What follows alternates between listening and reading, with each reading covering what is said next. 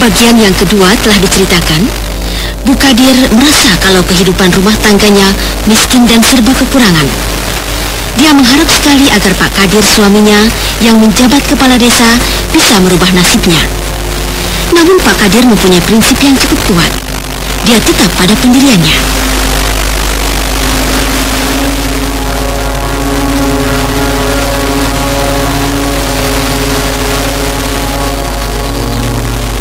Sudahlah, jangan mempertahankan dirimu sendiri. Kau memang selalu tidak mau kalah. Kau memang tetap mau hidup miskin, tidak punya apa-apa. Aku lebih suka kemiskinan daripada kecukupan. Tapi harga diriku hilang sama sekali. Orang-orang mencapku buruk, licik. Harga diri bagiku lebih penting dari hidup yang cukup, daripada batinku tidak tenang. Apa yang tidak tenang? Apa yang kau harapkan dari harga diri? Apakah kau tidak pernah tahu, setiap kepala desa di tempat lain hidupnya selalu senang, serba kecukupan, dan orang akan menilai kau adalah orang paling bodoh karena kau memegang kekuasaan di desa Linggarjati, desa yang cukup besar dan banyak penduduknya. Cukup. Bawa masuk anak itu. Dia sudah tidur. Dia tidak menangis lagi. Bawa dia ke kamarnya. Jangan bicara lagi. Aku tidak suka kata-katamu. Ayo, masuk kamar. Keras kepala.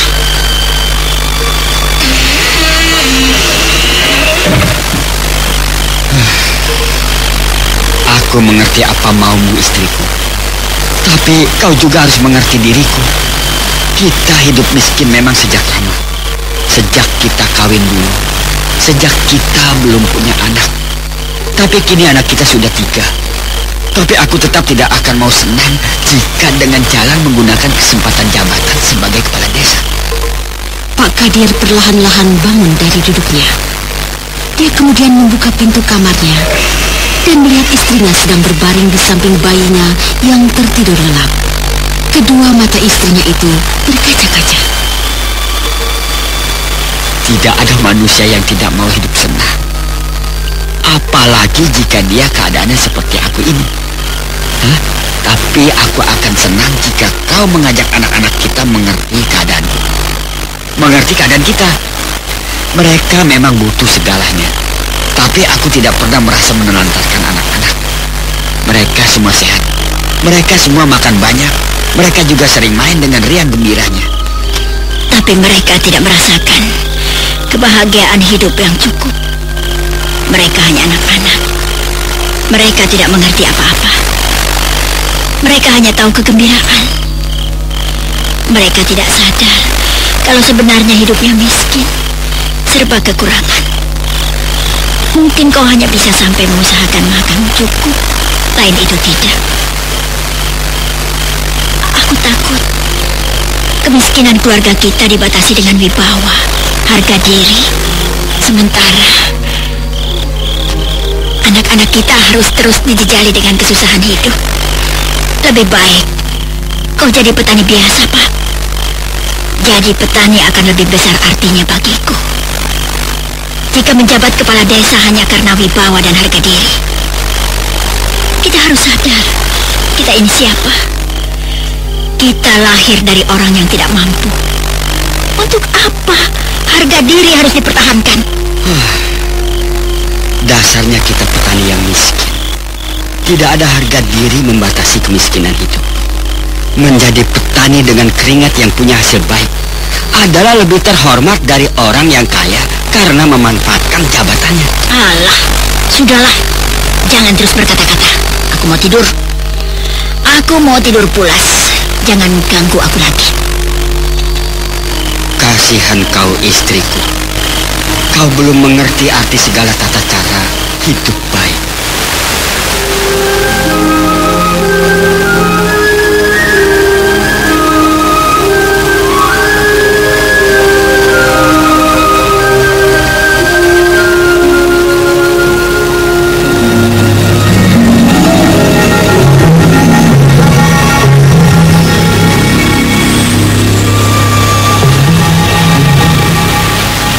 Kita beralih kepada Nilam Cahya, di mana kita tahu gadis cantik kekasih Restu Singgi itu telah melompat ke jurang air terjun. Dia merasa putus asa karena dia sudah dinodai Jaya Singgi. Saat itu tubuh Nilam Cahya tengah terombang-ambing di bawah sungai deras. Kenapa aku tidak mati saja?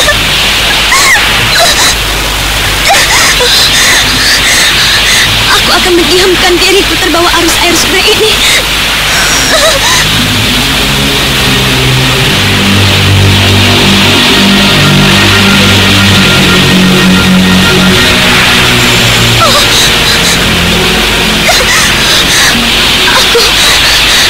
Aku harus mati. Aku harus mati.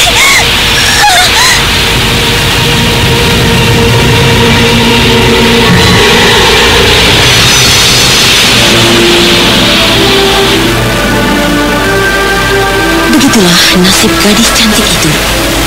Begitulah keputusan yang dia ambil. Dia ingin mati karena dirinya merasa sudah ternoda. Gadis itu kemudian tidak muncul lagi. Air deras telah menenggelamkannya. Entah bagaimana nasibnya.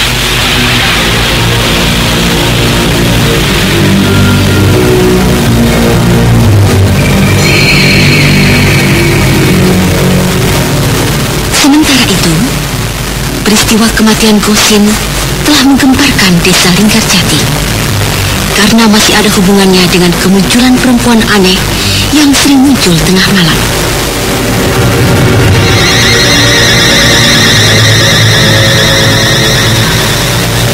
Hamdi. Iya, Pak. Kau adalah orang pertama yang mengetahui kejadian itu. Iya, Pak. Dan dia sendiri yang menemukan mayat Gosin.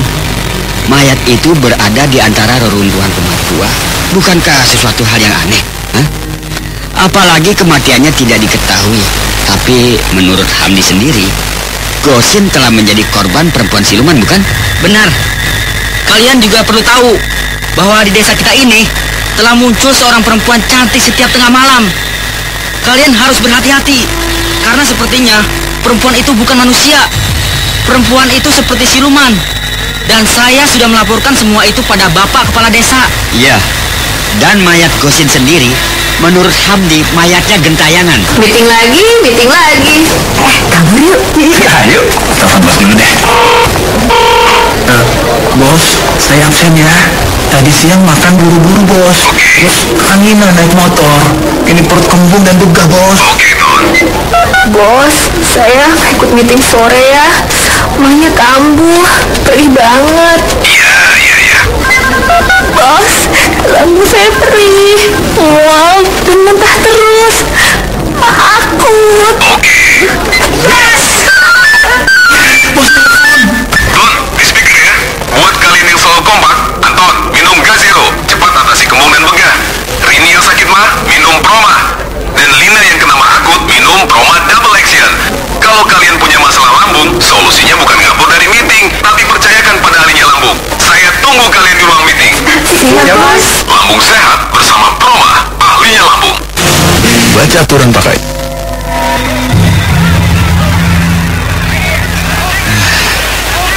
Warga desaku kelihatannya menjadi khawatir dan takut. Sepertinya mereka menyesal mendengar pembicaraan tadi.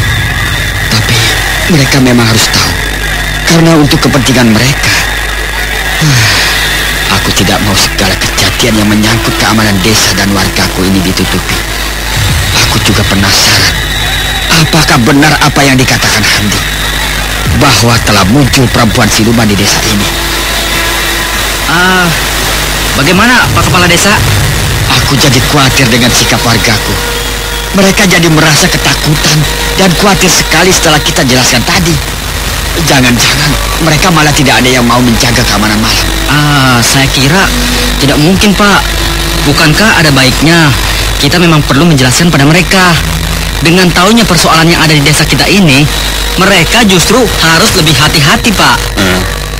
Dan keamanan digiatkan lagi, Pak. Iya, itu memang seharusnya.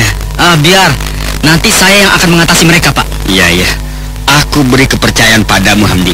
Nah, pimpinlah mereka, karena kau memang kepala keamanan desa. Iya, terima kasih, Pak.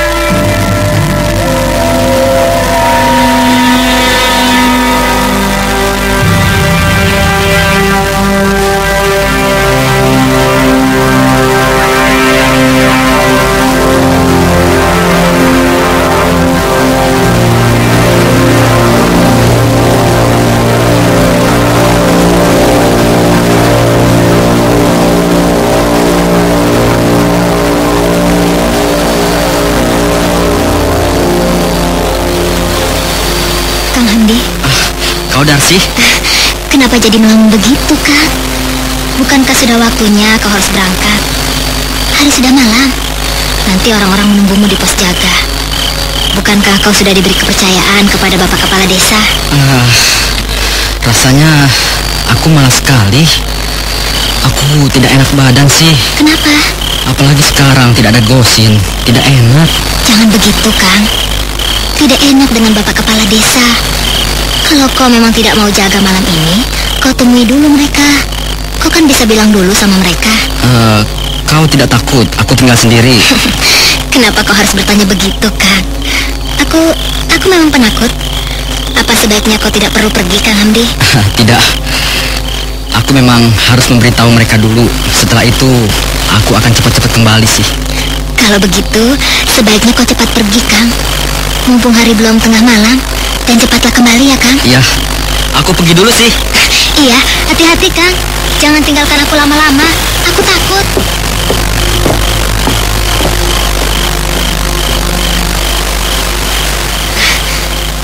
Kang Hamdi sudah pergi. Memang rasanya iseng juga sendiri. Aku menyesal juga. Coba saja tadi dia tidak mau aku suruh pergi. Sebaiknya aku masuk saja ke kamarku.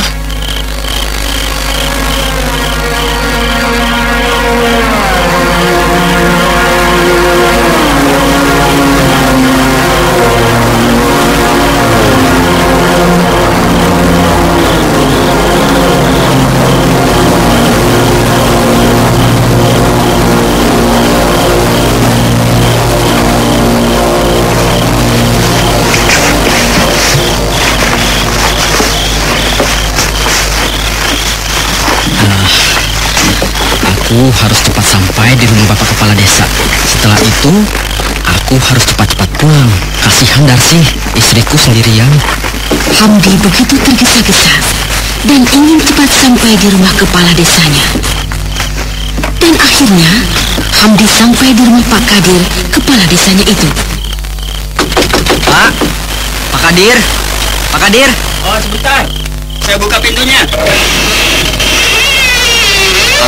Hamdi, ada apa?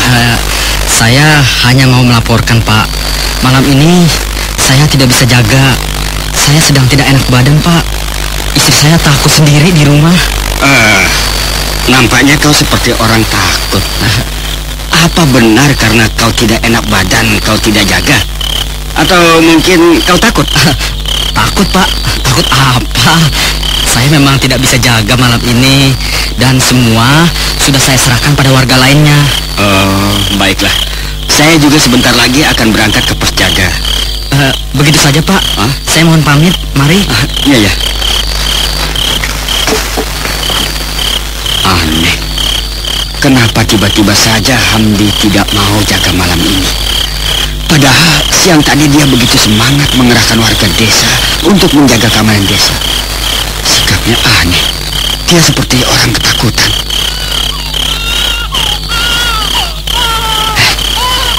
Bayiku bangun. Aku akan melihat ke kamar. Aku khawatir istriku marah. Kau kemana saja, Pak? Aku ada di depan. Baru saja Hamdi melapor padaku.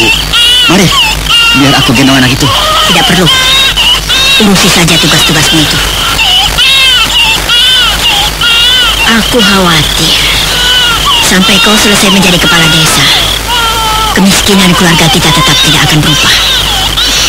Setiap hari urusanmu hanya disibukkan dengan masalah-masalah keamanan desa, warga desa. Sementara kau lupa akan kehidupan keluarga sendiri. Kau lupa kalau anak-anak akan menjadi besar. Setiap malam kau tidak ada di rumah, hanya mengurusi kepentingan orang lain.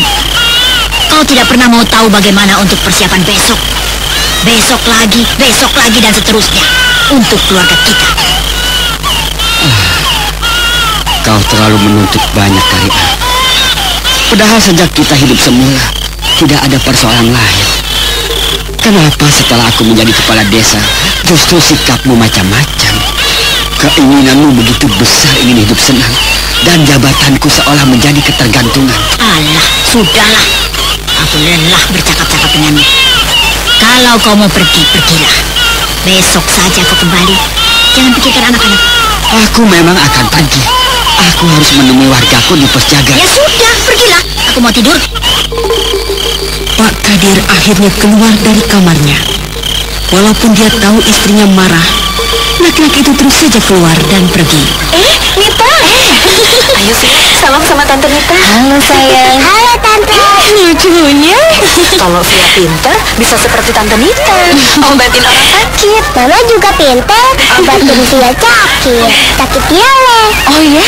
Wah, Mama pintar sekali. Via diare diobatin apa? Entetop anak. Entrostop anak. Oh, bener banget.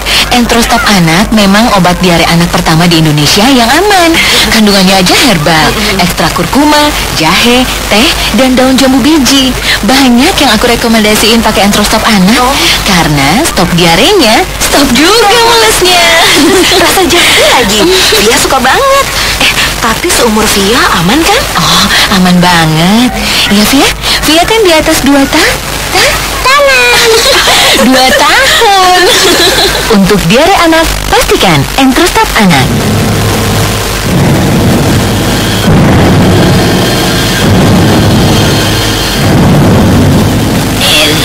Ya Bu.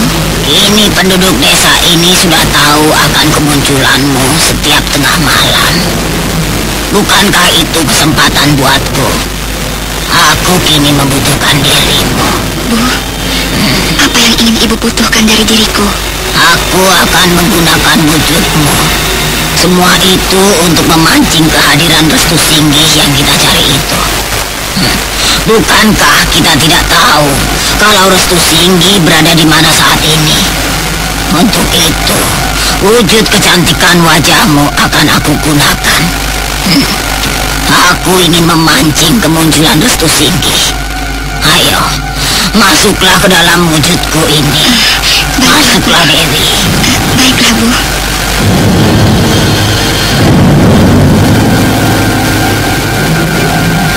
Nini Pelet duduk bersila.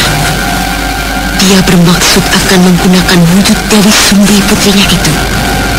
Dengan tujuan, dia ingin memancing kemunculan Restu Singgih yang sedang dicarinya. Kemudian dalam sekejap, tubuh Dewi Sumbi melesat masuk ke dalam tubuh Nini Pelet.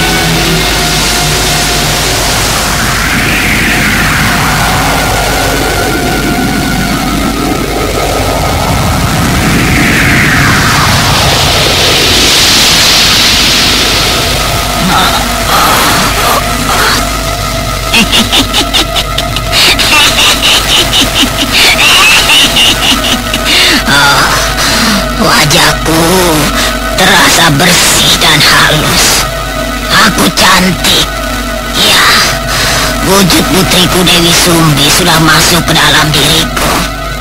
Kini aku sudah menjadi perempuan cantik. Perempuan jelmaan putriku sendiri, Dewi Sumbi.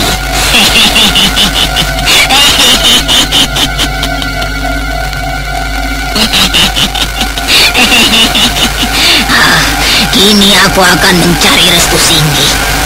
Dengan wajahku yang cantik ini, Restu Singgih pasti akan tertarik. Dia harus aku guna-guna dengan ajian pemikatku.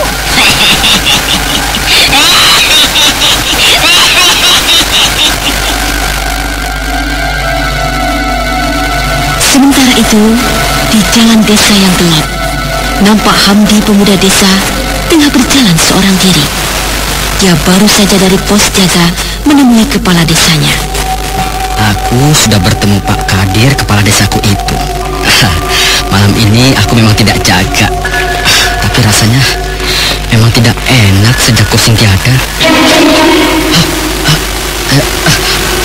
Aku melihat di depanku sosok makhluk bulat melintas. Iya, bulat panjang dan besar. Tapi dia cepat hilang. Apakah itu binatang atau bukan? Aku tidak jelas. Cepat sekali menghilang. Tapi seperti makhluk bulat panjang dan besar. Aneh. Apa itu? Aku di belakangmu. Kau itu. Iya, kau. perempuan bergaun putih yang sering muncul di tengah malam hari. Tetapi kenapa suaramu gini menakutkan begitu? Kenapa kau takut dengan suara? Bukankah wajahku cantik? Iya. Dari mana malam-malam begini? Mendekatlah padaku. Iya. Kau memang cantik sekali. Tunggu. Aku masih heran dan penasaran. Kenapa suaramu seperti nenek tua? Padahal kau cantik sekali dan masih muda begitu. Sudahlah, jangan kau menghiraukan suaraku. Bukankah kau menyukai diriku yang cantik ini? Iya, baik. Ayolah. Mari. Ayo. Peganglah tanganku. Mas Andri Tawari!